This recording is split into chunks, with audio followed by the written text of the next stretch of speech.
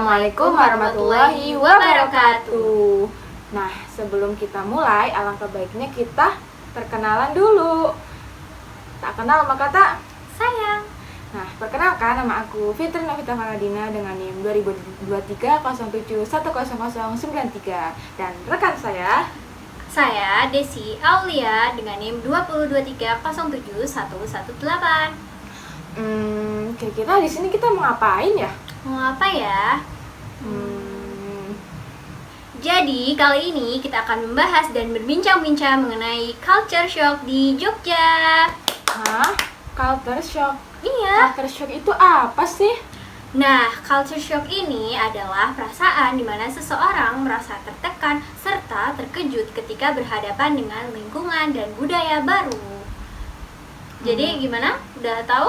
Sudah. Nah, kira-kira kita nih kan sebagai pendatang di Jogja ya, pasti memiliki culture shock ya.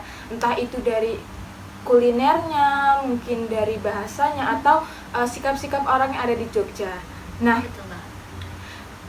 kita kan berasal dari, mungkin bisa dibilang dari daerah yang sama ya, Pekalongan dan Pemalang. Jadi mungkin adat-adatnya itu agak mirip. Nah, menurut Mbak Desi sendiri, apa sih yang Mbak Desi rasakan gitu ketika masuk Jogja, pertama kali masuk Jogja itu, culture shock Mbak Desi itu gimana?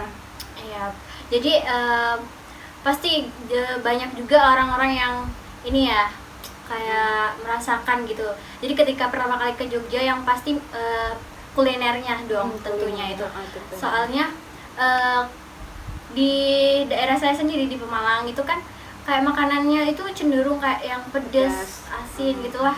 Nah, waktu kita masuk ke di Jogja ini ya, tiba-tiba ngerasa kayak, oh kok makanannya manis banget gitu ya.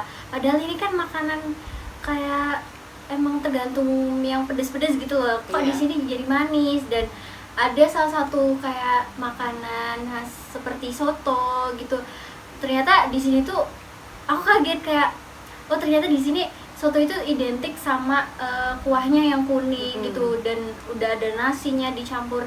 Sedangkan di daerah kita itu kan sotonya itu menggunakan soto tauco. Nah, biasanya juga kalau di daerah kita ya, soto ini bukan digunakan buat sarapan ya. Karena kan memang soto tauco itu kan agak pedas gitu ya. Jadi tidak direkomendasikan untuk sarapan. Nah, sedangkan semenjak kita kesini, kita di sini kok kaget ya gitu loh, kok bisa orang-orang buat soto ini gitu, buat sarapan, bahkan rutin gitu loh kadang itu ya. Terus banyak juga orang pagi-pagi yang selalu jualan soto tauco itu. Terus ada juga nih makanan tentunya apa ya? Lotek. Kamu tahu kan lotek? Nah, itu tuh kalau di daerahku itu tuh pakai loteknya tuh isinya kayak sayuran, tapi pakai sambelnya tuh bukan apa ya, sambel ini loh, bukan apa? Kayak sambel ketela. Oh, sambel ketela. Iya, tapi kalau di kamu kayak apa?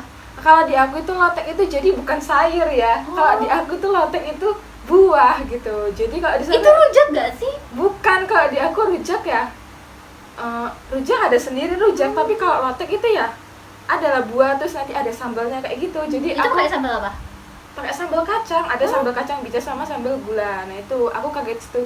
Kok lotek kayak gini? Sedangkan di rumahku tuh kan buah gitu loh. Tapi mungkin bergeser ke Pemalang agak beda juga gitu ya mengenai lotek. Walaupun kita masih kayak tetangga gitu, ternyata udah beda gitu. Sampai sini ternyata lotek tuh bentuknya kayak agak mirip sama ketoprak gitu. Oh iya, hampir sama kayak ketoprak. Kaget banget. Oh iya, dari Mbak Fitri sendiri gimana culture shock Mbak Fitri selama di Jogja ini waktu pertama kali kesini?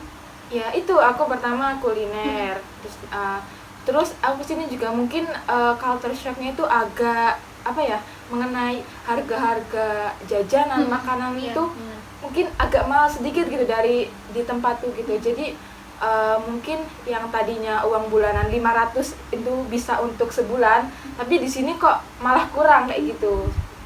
Oh ya, selanjutnya mengenai orang-orangnya ya, menurut Mbak Desi ada nggak sih culture shock ketika di Jogja itu, ketika menemui orang-orang Jogja itu seperti apa? Apakah memang orang Jogja itu memang santun-santun dan sopan-sopan seperti di daerah Mbak Desi? Ini kalau saya kan memang saya merasanya nggak ada culture shock sih saat ketemu orang-orang di Jogja, karena ya di tempat saya sendiri ya saling sapa kayak gitu juga terbiasa gitu loh. Jadi saya mengenai orang-orangnya sih enggak. Kalau Mbak Desi sendiri ada nggak sih culture shock mengenai orang-orang yang ditemu di Jogja?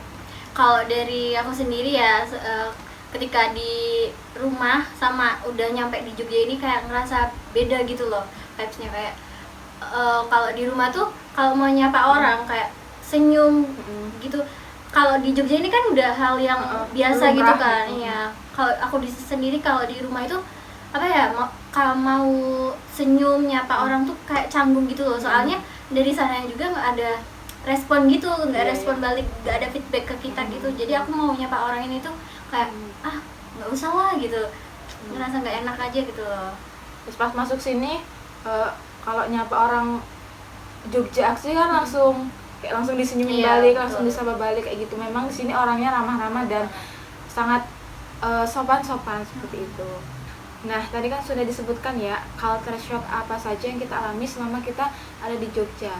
Nah, kita kan sebagai pendatang ya, ikutnya berkuliah atau berpendidikan di sini. Nah, itu kan pasti kita hidupnya itu lumayan agak jangka panjang ya, sekitar 4 tahunan. Nah, dengan kayak gitu tuh ya berarti kita harus menerima semua budaya-budaya yang ada di sini gitu. Harus bisa berjalan mengikuti apa yang ada di sini gitu loh.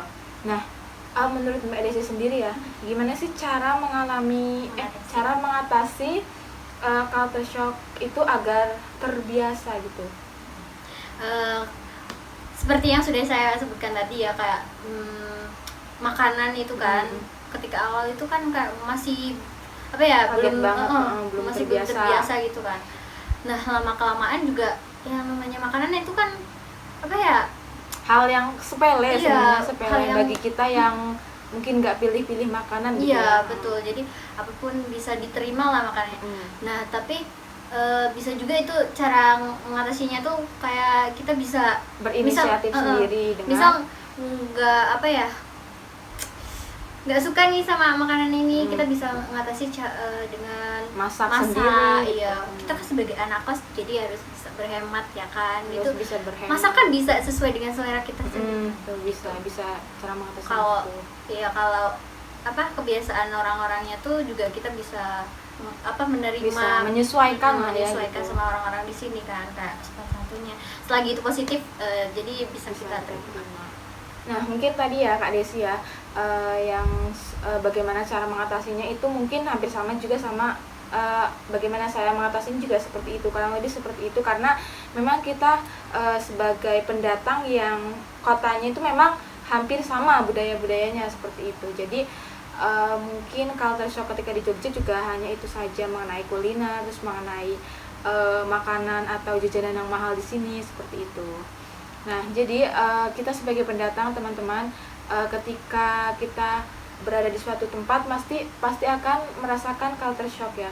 Nah, culture shock itu ya sebenarnya harus hal yang wajar gitu. Hal yang wajar, terus harus nggak selamanya kita harus apa ya, kayak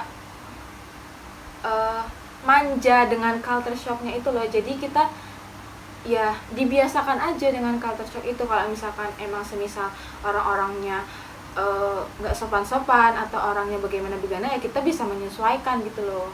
Terus selagi hal-hal positif ya itu nggak masalah gitu. Nah, mungkin teman-teman segitu perbincangan kita kali ini mengenai culture shock. Nah, selama kita di Jogja sebagai mahasiswa. Sudah, mungkin cukup sekian dari kita.